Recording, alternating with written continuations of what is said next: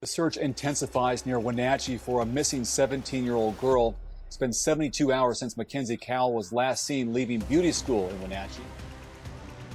We begin tonight with breaking news out of Douglas County, where the body of 17-year-old Mackenzie Cowell has been found on the shore of the Columbia River. Investigators are keeping quiet about what was found at the scene and in this home 30 yards from the body.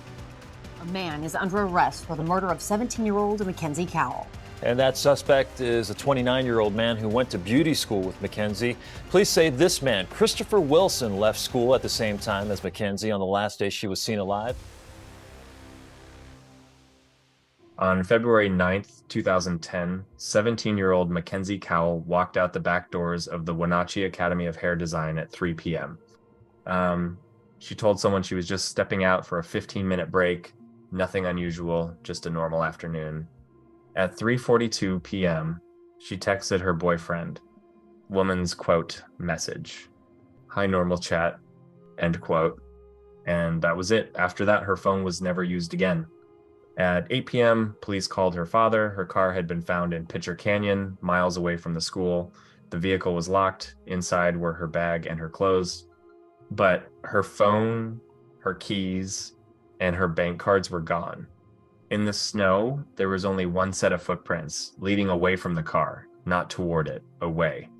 4 days later, she was found dead. She was still wearing her beauty school uniform. She had been beaten, stabbed, and strangled. There were no drugs and no alcohol in her system. Investigators found no evidence of sexual assault. After her death, someone had tried to cut off her arm. A serrated knife was still lodged in her shoulder. Nearby, there were pieces of duct tape. At that point, this was no longer just a missing child case. It exploded into something much bigger. More than 800 people were interviewed. Thousands of pages of phone records were pulled. Detectives combed through Facebook and MySpace accounts, like digging through every possible lead.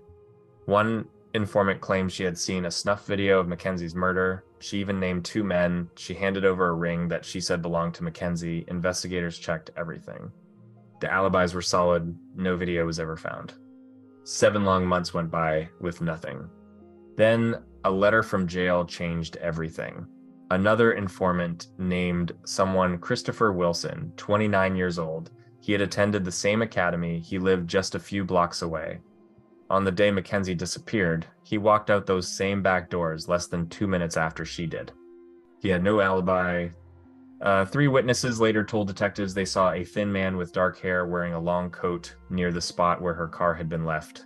The description lined up. It matched Christopher Wilson. Wilson denied everything, said he barely knew her. He even voluntarily gave a DNA sample, like he had nothing to hide. But his DNA matched samples taken from the duct tape found near her body. He also claimed he had never been to that remote canyon. The moment investigators told him about the DNA match, he immediately asked for a lawyer. Then more searches were carried out. Inside his apartment, police found a large amount of Mackenzie's blood in the carpet. Wilson tried to explain the dark stain away by saying he had spilled water. Just water. Investigators determined that she had been killed inside his apartment. On his computer, they found photos of a female friend posing on that exact same piece of carpet. There was also a video of him checking whether everything looked clean before moving out of the apartment. That detail, it didn't sit right. The charge was upgraded to first-degree murder. He was facing up to 26 years in prison. At first, he rejected a plea deal that would have given him 6 years, but right before trial, he asked for that deal back. He said the jury already saw him as guilty, so, what chance did he really have? In the end, he pleaded guilty to first-degree manslaughter and robbery. In 2012, he was sentenced to more than 14 years in prison. In 2023, after serving 11 and a half years, he was released. A 17-year-old student stepped out for a 15-minute break. Just hours later, her car was sitting in a dark canyon. A few days after that, she was found strangled. This is a case about a short walk out a back door and a man who walked out right behind her. And to really understand this story, we have to go back to the very beginning. 17-year-old Mackenzie Cowell lived in Wenatchee, Washington, a small picturesque town in the center of the state, right along the Columbia River. It's the kind of place where everyone seems to know everyone, where life feels quiet, almost peaceful on the surface. Wenatchee is known as the apple capital of the world because of the countless orchards that surround it. Acres and acres of apple trees, that's basically part of the town's identity. It's this mix of small town calm, mountain views, and outdoor adventure. You can walk along the riverfront, go hiking in the foothills of the Cascades, get out on the water in the summer, and then just a short drive away, there's skiing and snowboarding in the winter. It's kind of the perfect stop if you're road tripping through Washington State, or if you just want a quiet weekend surrounded by nature. By the way, where are you watching from, and what time is it where you are right now? I'm honestly really curious where this audience is spread out. Go ahead and drop your city and the time in the comments, and while you're typing, I'll keep going. Mackenzie split her time between her mom's house and her dad's house. She was getting ready to graduate from high school and was already enrolled in cosmetology classes, training to become a hairstylist. That was her plan. She was focused. Music and dance were another huge part of her life. She often performed with her school dance team, the Applettes, at local parades and festivals. So yeah, she wasn't just a student, she was involved, she was active, she was out there living. People described Mackenzie as kind, talkative, the type of girl who could start a conversation with anyone. Family always came first for her. Over the years, she had really grown into herself and become more confident, but it hadn't always been that way. She desperately wanted surgery to correct a misaligned bite because of that condition. She had been bullied for years. And that kind of thing stays with you. It shapes you. Her pastor once said, every single day someone teased her, but Mackenzie never let herself be humiliated. The teasing and the bullying only made her stronger. Her dad used to say he was always amazed at how hard she worked. Her day started a little after 6 in the morning, and she wouldn't get home until 12 hours later. School, dance practice, modeling. And on top of that, she had just enrolled at the Wenatchee Academy of Hair Design to earn extra credits. Her focus and work ethic were honestly impressive, especially for someone so young. She was dating Wim Bassano, and he was head over heels for her. They were almost inseparable. Everything seemed to be falling into place for Mackenzie Cowell. It looked like her life was finally lining up the way she had hoped. On February 9th, 2010, her father Reed had planned a quiet dinner at home, just the two of them, father and daughter. Mackenzie was always busy, so evenings like that, sitting down together over a good meal, really meant something. Reed knew her classes at the academy ended at 5 p.m., but that day she didn't call to say she was on her way home. That was unusual. About 40 minutes later, he tried calling her himself. The phone went straight to voicemail, not even one ring. He later said that in that exact moment, everything inside him just went cold. An hour passed, then another. Around 8 p.m., just as the family was getting ready to call the police, Reed received a call instead. Officers had found his old car, the one Mackenzie mostly drove in Pitcher Canyon. It was miles away from the beauty school. Reed told them his daughter had been driving it that day. The officer responded that no one was around the vehicle. No one at all. Reed headed there immediately. It was bitterly cold, completely dark. Snow was beginning to settle on the ground. The location was so remote, you wouldn't just end up there by accident, especially not at that hour. Long, winding roads through rolling hills, no streetlights for miles. The car was positioned in a way that almost looked intentional, like someone had tried to hide it. As Reed approached, he saw the flashing police lights cutting through the darkness. That's when everything felt real and terrifying. The car was locked. Inside, they could see Mackenzie's bag and some of her clothing. When officers opened the vehicle, they confirmed her keys, her phone, and her bank cards were missing. There was only one set of footprints in the snow leading away from the car. It appeared that when the vehicle was abandoned, only one person had been inside. That's how the search for Mackenzie Cowell began, and Reed later described that night as long, dark, and truly ominous. Detectives in Chelan County need your help tonight finding a missing 17-year-old. Mackenzie Cowell was last seen Tuesday in Wenatchee as she left beauty school. Her car was found several hours later, 40 miles from her home. KXLY4's Annie Bishop is live in our studio with information on the search. Annie? And it has been an exhaustive search. They've searched the steep terrain where her car was found with bloodhounds by air and on foot several times and still nothing. And that is why it is so important for you to take a good look at her photo tonight. Investigators hope you have seen Mackenzie and can help bring her home. Mackenzie's 2000 Pontiac Grand Prix was found abandoned off Pitcher Canyon Road around 7 o'clock Tuesday night, 40 miles from her home in Orondo. Inside her car, detectives found her purse and clothes, but her debit card was missing. The Washington State Crime Lab processed that car and found nothing out of the ordinary. Mackenzie has been listed as an endangered missing person. The criteria surrounding her disappearance does not meet Amber Alert standards. As of tonight, 5 FBI agents and 7 detectives are trying to figure out what happened to Mackenzie. Well, it's unusual for the caliber of this kid from what we're getting from Mackenzie's past. She's not a troubled kid. She's a good student. She's a smart kid. She's involved in a lot of community functions. And Wenatchee just doesn't have a violent abduction of children crime rate at all. And Mackenzie is 5'8", 110 pounds with brown eyes and brown hair. She has braces and both ears pierced. If you have any information, you're asked to call this tip line at 509-667-6848. Now, an FBI profiler, we're told, is on his way from Washington, D.C. to help put together a profile for Mackenzie and also a profile for a potential suspect. Right now, they do not have a suspect. Moore told me that parents in the area should be concerned until they know what happened to Mackenzie. Reporting live, Annie Bishop, KXLY 4 HD News. Detectives also went back to the beauty academy. Mackenzie's classmates told them she had mentioned she was stepping out for a bit. She said she wanted to take a 15-minute break and even asked whether she needed to clock out before leaving.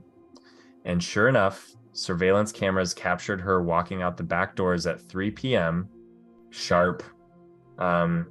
She didn't tell anyone where she was going, but at the time, that didn't seem suspicious to anyone. It was just a quick break, totally normal.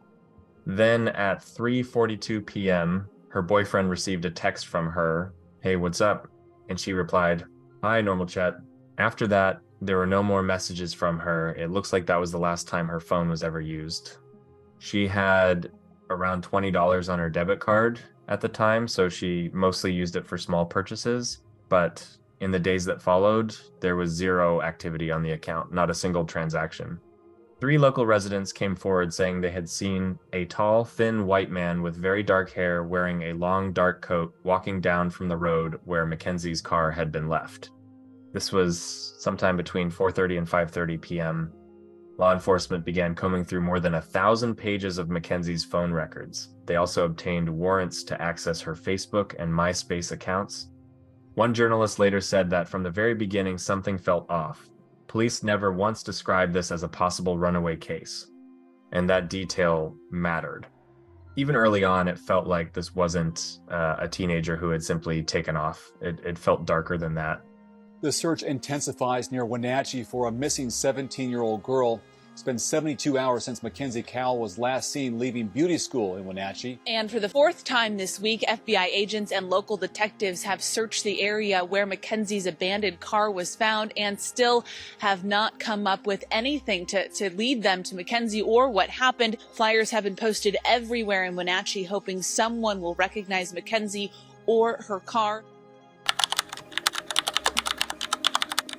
After 4 days of searching, everything changed and people's worst fears were confirmed. We begin tonight with breaking news out of Douglas County, where the body of 17-year-old Mackenzie Cowell has been found on the shore of the Columbia River. Investigators are keeping quiet about what was found at the scene and in this home 30 yards from the body. We don't know where she was killed. We are hoping that the autopsy and the crime scene investigation that's going to occur tomorrow at the hospital will hopefully lead us to some conclusions on that. The sheriff is not calling what was found evidence, just clues in their search, a search that so far has no suspects. She was still wearing her beauty school uniform. She had been beaten, stabbed, and strangled. The autopsy confirmed there were no drugs and no alcohol in her system. It also confirmed that she had not been sexually assaulted. But what made it even more disturbing was this. After her death, someone had tried to cut off her arm. A serrated knife was found lodged in her shoulder, and near her body, investigators discovered pieces of duct tape. Today, dive teams returned to the water near where Mackenzie's body was found. They've cased the entire resort area of Crescent Bar. Still no suspects. Authorities say her killer could be someone Mackenzie knew, or it could be an unknown predator. Mackenzie Cowell found dead in the Columbia River this morning. As text messages spread among Wenatchee High School students, pray that her killer is found. Investigators spread out across 2 eastern Washington counties searching for clues. Detectives searched through Mackenzie's cell phone records today, but couldn't find anything substantial. Police knew right away this was going to be a massive investigation. But now it was no longer a search, it was a manhunt for Mackenzie's killer. About 1,800 people gathered for a memorial service honoring the 17-year-old. The turnout alone showed how deeply this shook the community. Before long, detectives needed additional support, so the FBI joined the case. A special task force, the Mackenzie Cowell Task Force, was created, pulling in resources from across the region. This was no small-town operation anymore. As investigators always do, they started with the people closest to her. They looked at Mackenzie's boyfriend. They looked at her mother, Wendy's boyfriend, Joey. According to investigators, her parents were never considered persons of interest. Wim agreed to take a polygraph test, but he later said he failed one question. And that definitely raised eyebrows. They asked me, "Do you know who killed Mackenzie?" And they told me that was the question I failed, he later said. Still, he insisted he had absolutely no idea who did it. There were no specifics in his answers, just confusion. He kept saying he couldn't even guess who might be responsible. Not a single name. Not one theory.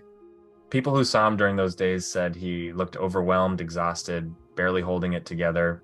He was on edge and, honestly, completely shaken.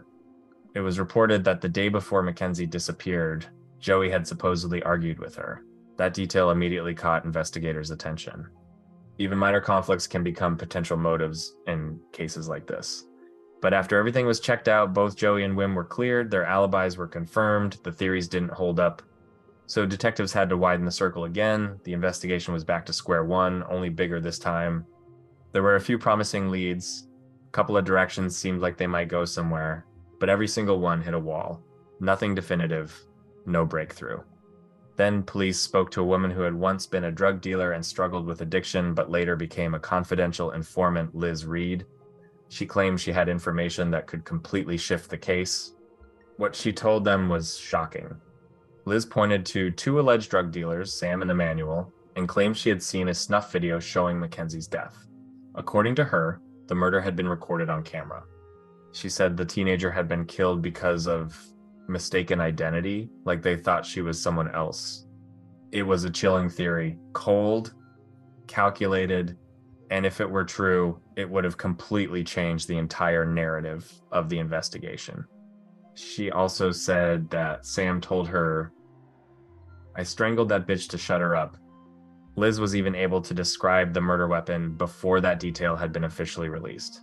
For investigators, that wasn't something you could just brush off. She knew information that wasn't supposed to be public.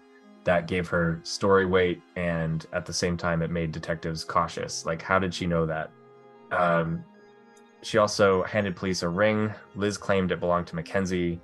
According to her, Emmanuel had supposedly sent her to the original murder scene, which she said was different from where the body was eventually found, to retrieve that ring. If that were true, it would mean there was a second location, another crime scene that had somehow gone unnoticed in the early stages of the investigation, and that would change everything. But there was a problem. No one close to Mackenzie recognized the ring. Friends and family who knew her style, who knew what she wore every day, couldn't confirm it was hers. That seriously weakened Liz's credibility. At the same time, detectives thoroughly investigated the two men she named: phone records, movement data, employment logs, digital trails. All of it pointed to confirmed alibis. The documentation showed they could not have been involved. Emmanuel later spoke publicly, saying he had been trying hard to turn his life around. He talked about steady work, taking responsibility, raising his young son. He said the accusations hit him hard, not just professionally, but personally. He denied any involvement and pointed to the verified evidence backing up his alibi. Investigators also spent a long time trying to locate the video Liz claimed existed. She insisted she had seen footage of Mackenzie. Detectives checked possible sources, storage devices, digital platforms, communication channels. Nothing. There was no trace of any such recording. Over time, law enforcement began to question her reliability. The story wasn't supported by objective evidence. Eventually, Liz recanted her statement. But even after taking it back, she continued to insist the video was real and that she had seen it. She later said she withdrew her claims out of fear, afraid police would accuse her of the murder. Authorities responded that they had never accused her of anything like that. For the next 7 months, while this lead produced nothing concrete, the investigation never stopped. Hundreds of tips were checked. More than 800 people were interviewed. Every message, every phone call, every name was examined. The work was exhausting, slow, methodical. Step by step, detectives continued building the case as carefully as they could. Reed said he trusted the investigative team completely. He believed they weren't overlooking anything. That every detail, no matter how small, was being checked. And that sooner or later it would lead to the answers his family so desperately needed. On 11 at 11, a local mother breaks her silence about the unsolved murder of her teenage daughter. For more than 3 months now, the mysterious murder of 17-year-old Mackenzie Cowell has tormented her city with fear, frustrated detectives, and broken the heart of Mackenzie Cowell's mother. So tonight, she's calling out for justice. I know that you out there know who did this, and it's important to my family and I for you to bring that person forward. We were asked from the very beginning to not speak about the case. We didn't want to wreck the integrity of the investigation, and the only thing worse than losing a child is having the perpetrator not caught. But now, the same week police publicly declared no member of the Cowell family is under investigation, detectives urged Mackenzie's mother to talk to Cairo 7 in hopes that what she has to say will bring new witnesses forward. Even if it's a silly tip, it could be the answer that they're looking for. They have a lot of evidence. They just don't have the right tip. Police have followed 750 tips. They've interviewed hundreds of people and taken DNA samples from dozens. None of that has led to the killer, and the hope is tonight's interview with Mackenzie's mom will lead to a break in the case. We have to honor that person that she was and the person that she would have become, because I never get to see that. Never get to be the grandma. Her brothers don't get to be uncles. And it's important that people call that tip line. Eventually, another figure entered the picture, and this one shifted the direction of the investigation. A police informant named Theo Keys sent detectives a letter from jail. It wasn't formal, it wasn't polished, but the details in it were specific enough that investigators couldn't ignore it. That letter changed the momentum of the case and pointed it in a new direction. Theo named a man he believed deserved serious attention, his former friend, 29-year-old Christopher Wilson, a name that would soon come up again and again. In his letter, Theo described an incident that allegedly happened at a party. He claimed that Chris suddenly, without any clear reason, started choking a mutual acquaintance. It was bizarre, disturbing. And then, just as suddenly, he let her go and acted like nothing had happened, no explanation, no apology, like it was just some random moment that didn't matter. Theo also knew that Christopher had attended the same academy as Mackenzie. More than that, he lived only a few blocks from the school. The proximity alone raised questions. Same building, same area, potential overlap, opportunity. Other people who knew Chris described him as odd, kind of eccentric, but quiet and polite. He didn't come across as outwardly aggressive in everyday life, and that contrast, that's what made people uneasy. As more details surfaced, curiosity about him grew. He had an obsessive interest in death, in dead bodies, in stories about serial killers. He had a tattoo of Hannibal Lecter. He was a fan of the show Dexter. Chris had worked at several funeral homes in the area. That was officially confirmed. One Academy student later said that during a conversation, he allegedly told her he liked dismembering people when he worked with them. Now, maybe that was a joke, maybe it was taken out of context, but in the middle of a murder investigation, words like that don't just fade away. Another woman claimed he once told her he had strangled a hotel guest with a belt. Was that a lie, an attempt to shock, or something else? At that point, they were just statements, but together they were forming a pattern that felt darker and darker. At the same time, his mother insisted that being different doesn't make someone evil. She spoke about prejudice, about fear of what doesn't fit into a neat box. His best friend echoed the same defense. They didn't see a headline, they saw the person they had known. And while detectives gathered facts, built timelines, and examined evidence, there was this other reality unfolding alongside it, the perspective of those who simply refused to believe this story could end the way it was starting to look. He's not perfect, but he's a good person, she said, describing him as kind and generous. People who knew Chris said what stood out most was that he didn't really fit the typical image of someone from that area. He kind of existed outside the usual mold. His long hair dyed jet black, the tattoos, the eccentric clothes, all of it contrasted sharply with the more conservative style of the community. He drew attention. People remembered him. But being different doesn't make someone a killer. Appearance isn't evidence. It just isn't.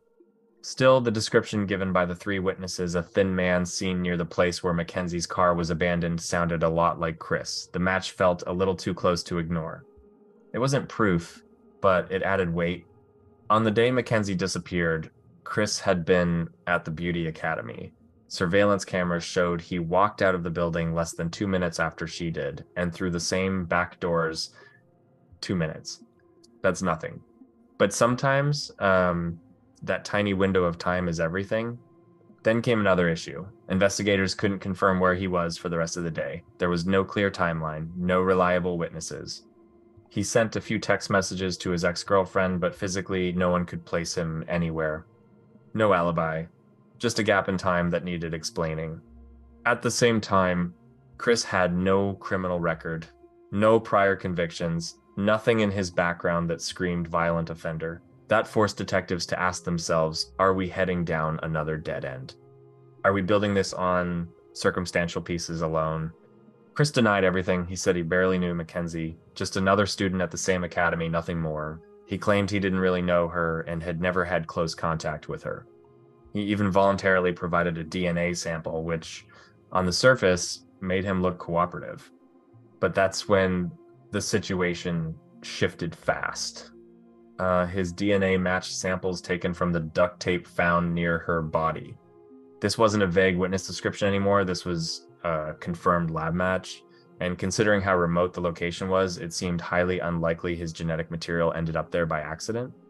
Detectives gave him a chance to explain, had he ever been in that area? Was there any innocent reason that could account for this? Chris said he had never been there. Never. No reason to go. He completely denied being in that canyon. Then investigators told him about the DNA match on the tape. His reaction was immediate. He asked for a lawyer. The conversation stopped right there. Detectives also noted his fascination with the show Dexter. What unsettled them was the fact that there had been an attempt to cut off Mackenzie's arm. In the series, Dexter Morgan kills people, dismembers them, and disposes of bodies in the Gulf Stream off the Atlantic Ocean. Now, being a fan of a TV show isn't evidence, but in the middle of a murder case like this, the parallel added a darker tone. Ultimately, investigators believed they had enough to arrest him on suspicion of second-degree murder. When they informed him of the charge, he showed almost no emotion. He just stared at the detectives with a blank, distant look, no outrage, no panic, just silence. And in this story, that silence felt louder than anything he could have said. A man is under arrest for the murder of 17-year-old Mackenzie Cowell. And that suspect is a 29-year-old man who went to beauty school with Mackenzie. Police say this man, Christopher Wilson, left school at the same time as Mackenzie on the last day she was seen alive. KXY4's Tori Brunetti is in Wenatchee tonight with what finally cracked this case. For 8 months, the community and her family had no idea who killed her. Few developments, few clues, and hundreds of leads that came up short. Until a DNA match came through last month, and today, police say they arrested her killer. Earlier today, the Mackenzie Cowell Task Force arrested 29-year-old Christopher Scott Wilson from his home beneath this hair salon behind me. They say DNA evidence found on duct tape where they recovered Cowell's body is what led them to this arrest. Investigators say Wilson went to the Academy of Hair Design at the same time as Cowell, but friends of Cowell say she was not friends with Wilson. People who knew both Cowell and Wilson say he seemed like a normal, nice guy. He even went to Cowell's memorial and was comforting her close friends. Friends and family say they are very relieved that an arrest has been made, but they are shocked it was Wilson. Task Force says they have a lot of work ahead of them. Right now, they're really focusing on trying to determine a motive. In Wenatchee, Tori Brunetti, KXLY4 HD News. Meanwhile, the investigation didn't slow down for a second. Detectives went back into his former apartment and searched it again. Every corner, every surface, every small detail was re-examined. At the same time, specialists were analyzing his electronic devices, his computer, storage drives, anything that could contain digital traces or hidden information. The deeper they looked, the deeper this case seemed to go. There was also that dark stain on the carpet. Chris had previously brushed it off as nothing. He said he spilled water after dropping a bong, just a household accident, no big deal. But investigators didn't treat it like a small detail.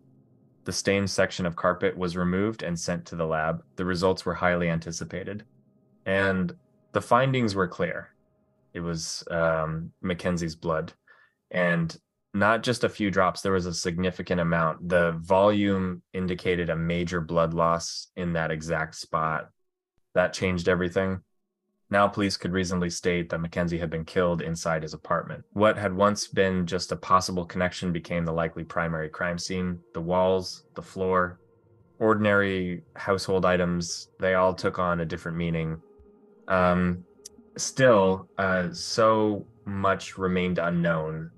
No one knew whether Mackenzie and Chris had spoken before that day in any meaningful way. No one knew exactly how she ended up in his apartment. They weren't friends on social media, at least not publicly. There were no visible signs of a close relationship.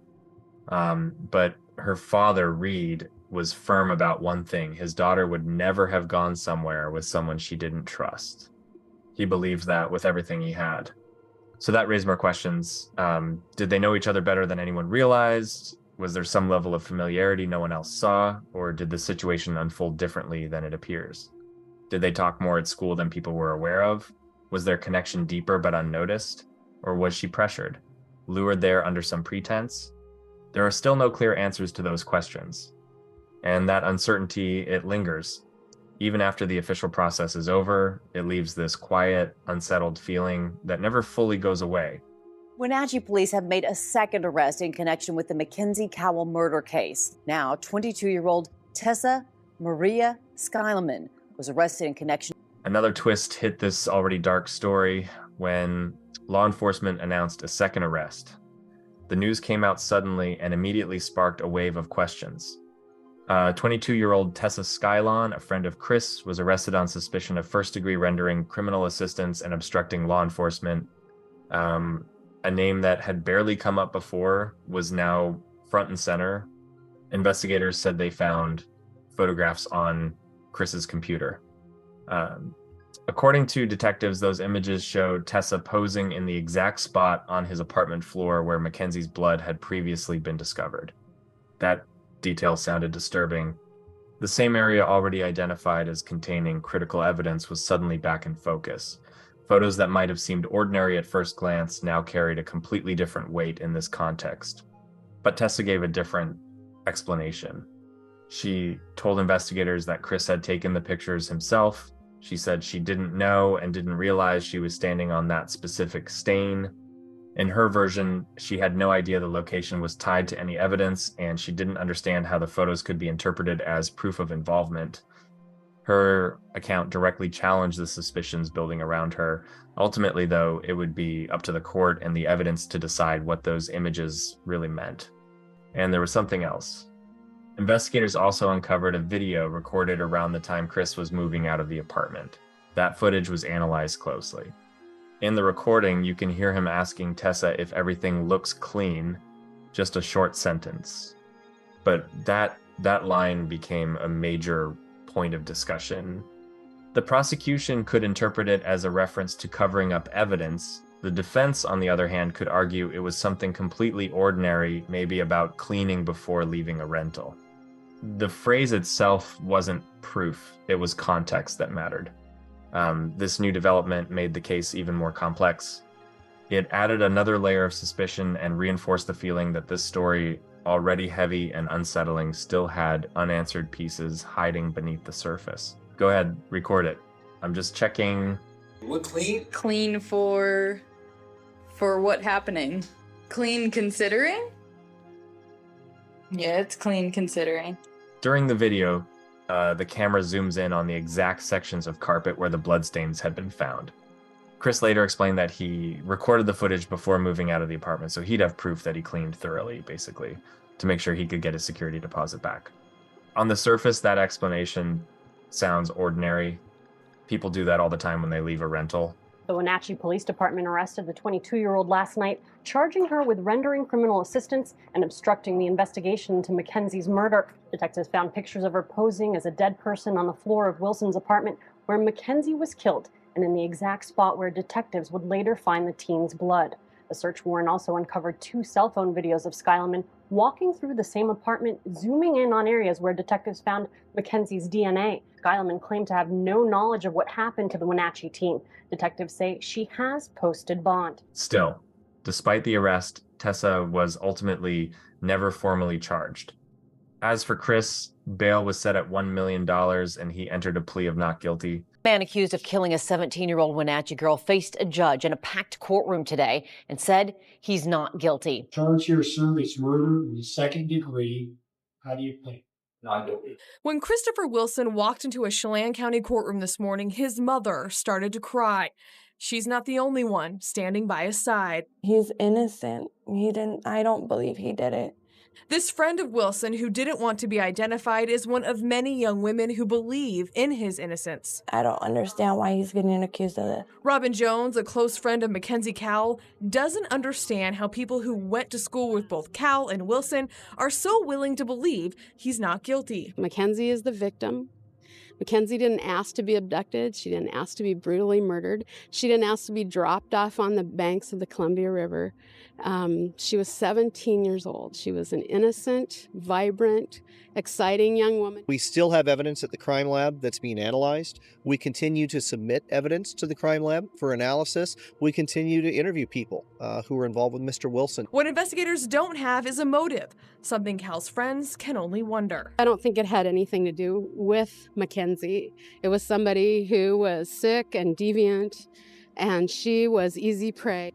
Chris's defense team came out strong from the very beginning, aggressive, strategic. They fought to exclude certain details they believed could influence the jury emotionally rather than logically. The courtroom atmosphere was tense, every word mattered. Eventually, the judge ruled that prosecutors could not bring up his work at funeral homes or his tattoo of Hannibal Lecter. The court decided those details could unfairly prejudice the jury and create a negative image that wasn't directly tied to the evidence. His defense was led by a well-known attorney, John Henry Brown. In legal circles, that name carried weight. He had previously represented Colton Harris Moore, the so-called barefoot bandit, as well as serial killer Ted Bundy. Just having someone like that on the case set the tone. It was clear the defense would use every available tool. They went even further. The defense suggested the case might have been staged. They implied that law enforcement could have planted Mackenzie's blood on the carpet. That was a serious accusation, one that shifted suspicion away from the defendant and toward investigators themselves. They also argued that Sam and Emmanuel, the same 2 men Liz had previously named, could be the real killers. The strategy was clear: create reasonable doubt, offer an alternative narrative. Chris's mother publicly stated she believed there was a conspiracy against her son. She said he had been deliberately set up. Her stance was emotional, firm, unshaken. The defense also emphasized something else. Chris's DNA was not found inside Mackenzie's car, nor on the knife recovered from her body. That argument was repeated in court more than once. They focused on what investigators could not prove. There was also the matter of the ring Liz had provided. The defense claimed it matched a ring Mackenzie appeared to be wearing in a photograph. But prosecutors countered that there was no solid evidence supporting that claim. The photo was low quality, and the people closest to Mackenzie did not recognize the ring Liz turned over. That detail remained disputed and unresolved. Despite all this, prosecutors felt confident. They upgraded the charge to first-degree murder, arguing there were signs of premeditation. That raised the stakes dramatically. If convicted, Chris faced up to 26 years in prison. In April 2011, Chris rejected a plea deal that would have given him 6 years for first-degree manslaughter. A lot of people were stunned. Given the potential sentence, the offer seemed extremely favorable, but he said no. Then, just before trial was set to begin, he changed course. Chris asked to reinstate the 6-year deal. He still maintained he was innocent, but he said jury questionnaires worried him. According to him, many potential jurors already leaned toward believing he was guilty. He argued that meant he couldn't get a fair trial. Taking the deal now seemed safer to him, less risk, fewer unknowns. But by that point, the original 6-year offer was off the table. Mackenzie's family also insisted that he publicly read a statement admitting what he had done. For them, hearing it directly mattered. In court, he read, "This is my statement. I also did recklessly cause the death of Mackenzie Cowell by strangulation and by stabbing her with a knife." Mr. Wilson, is that your statement? Yes. And are those the things that you did? Even after everything he had said in court, Chris later began claiming that the written statement wasn't true. According to him, those words were drafted strictly as part of a plea agreement. He argued the document reflected legal strategy, not reality. He insisted he had been set up from the start, that the events didn't unfold the way prosecutors described, that his role in the story had been misrepresented from day one. But formally, legally, he had pleaded guilty. Court records show that Chris admitted to first-degree manslaughter. He also pleaded guilty to first-degree robbery related to taking Mackenzie's phone. And in a separate unrelated case being handled at the same time, he admitted to assault. Those admissions formed the basis of the final judgment. In May 2012, the legal chapter reached its formal conclusion. The earlier 6-year plea offer was no longer available. The court sentenced him under revised terms. He received more than 14 years in prison with credit for time already served. Numbers were read aloud in that courtroom, numbers that translate into years of a human life, and once again, everyone present was reminded that no sentence can undo what happened. After the verdict, the courtroom fell silent, heavy, suffocating. Then something unexpected happened. Mackenzie's family and Chris's family approached one another and embraced. There were no dramatic speeches, no shouting, just exhaustion, grief. The weight of months spent inside a courtroom. They apologized to each other, quietly, because at some level, both families had lost something that could never be restored. But many people were struck by Mackenzie's family in particular. In the darkest moment of their lives, they showed dignity that's hard to even put into words. There was no hatred in their voices, only pain and this steady, quiet strength that somehow kept them standing. Later, Chris attempted to withdraw his guilty plea. He filed with the Washington Court of Appeals, hoping to overturn or revise the decision. It didn't work. The appeal was unsuccessful. The conviction stood.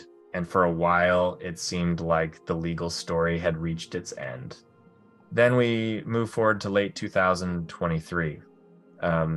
Time for Mackenzie's family wasn't measured in years, it was measured in absence. 43-year-old Christopher Scott Wilson was released from prison after serving 11 and a half years. For some people, that sounds like a long sentence. For others, it doesn't feel like enough. But for a family who lost their 17-year-old daughter, no amount of time balances the scale. 17 years old, that's barely the beginning. It's first independence, first big dreams. And even at that age, Mackenzie's determination and work ethic already set her apart. She knew where she was headed. She made plans. She worked toward them, step by step. Her energy, her ambition, her stubborn drive, It showed a character that was still forming but already strong. She was ready to push through whatever stood in her way. Her room is still almost the same as it was that morning when she left home. It's like time stopped. Her personal belongings remain where she left them. The small, everyday things that once seemed ordinary now feel priceless. It's a space that still holds her rhythm, her plans, her presence. Walking into that room feels like stepping back into a less painful time, a simpler day. A day when Mackenzie woke up and lived her normal life. She went to school, she worked, she talked with her boyfriend, she spent time with her parents. A day that felt ordinary, then now it feels like the last moment of peace. Her father, Reed, said he has a wind chime hanging outside his home. A small detail, but it means everything to him. And every time it rings, he hears his daughter's voice. Not just metal moving in the wind, but memories breaking through the silence. He says it feels like she's still nearby, like she's still talking to them in some quiet way, carried in the breeze, in familiar sounds. Reed said, "You're my special gift from God. You will never leave my heart. I can't even believe how much I miss you."